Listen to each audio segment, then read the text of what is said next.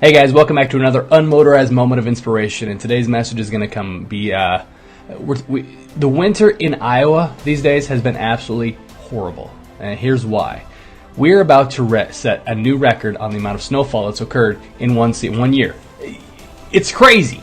So in my world, in Iowa, in the Midwest, we've had lots of delays, lots of school cancellations, lots of alternating plans. It's just been a mess. Thus, everybody that I come in contact with has been just, the word has been, I'm so ready for spring. I am just so ready for spring. I want sunlight, I want grass, I just want the warmth again. And with that, you have to go through some transitions. And what that means is the roads, the gravel roads specifically, the gravel and dirt roads are absolutely a mess, right? They go from absolutely frozen, covered with snow, frozen, to just mud. So if you're the first person that's traveling on a gravel road after it becomes muddy, it's a mess. I mean, you got mud flying everywhere. You got rocks coming up underneath your car. Your car it just becomes a disaster.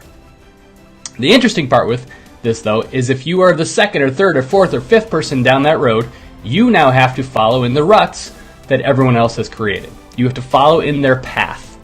Now, why am I telling you this? Why is this important? What can they be critical as far as your success in your life and your health and your fitness and your relationships?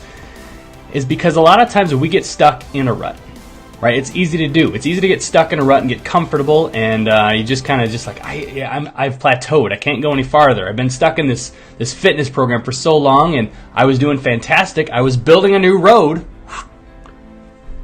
and then I got comfortable. I got stuck. Now I can think back to when I was learning to drive, and the house I grew up on was about a half a mile off of the main highway.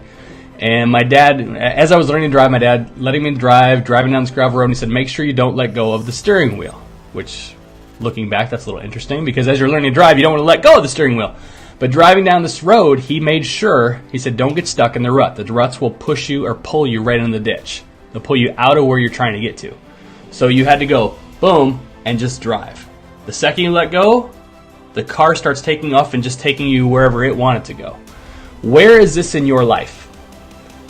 Is it in your body? Is it when you're trying to work out, you're trying to get fit, and you're grabbing a hold of life, and then all of a sudden you just kind of take the hands off the steering wheel a little bit, and it wants to take you in the ditch?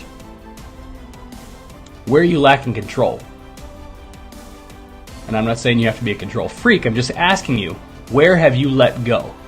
Where have you just kind of let time go by with it, whether it's in your relationships, where you haven't been on a date night for over 3 months, or over 3 weeks, or over whatever it is. I recommend weekly date nights. Why?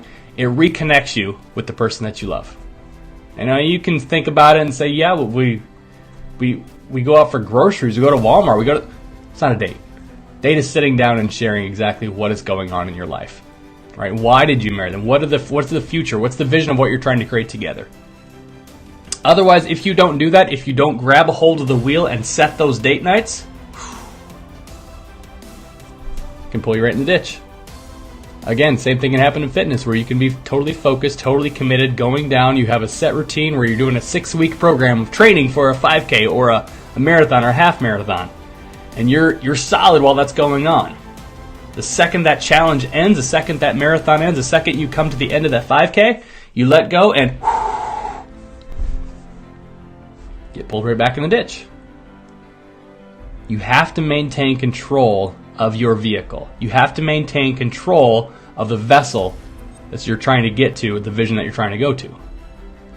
The second you let go, the problems start to set in. Where in your life may have you let go of the steering wheel? Is it in your health, where you used to be so focused? You were on a health plan. Your nutrition plan was dead on. You were nailing it. There were no sugars. There were no sweets. You were like laser focused on it. Maybe in a challenge, a weight loss challenge. And the second that challenge ended, the second you reached, quote, your goal, you fell back into the same routine. You let go of the wheel, and wobble's starting to happen. You have to live consciously. The second you think to yourself, I'm going to see how this goes, you're screwed. Weekly check-in with yourself, daily check-in with yourself, and say, am I on the path that I need to be on to get to where I want to go to? Or again, am I stuck in someone else's rut that's going to take me to the ditch. If you're living somebody else's life, you might as well just let go of the wheel. What are you trying to create?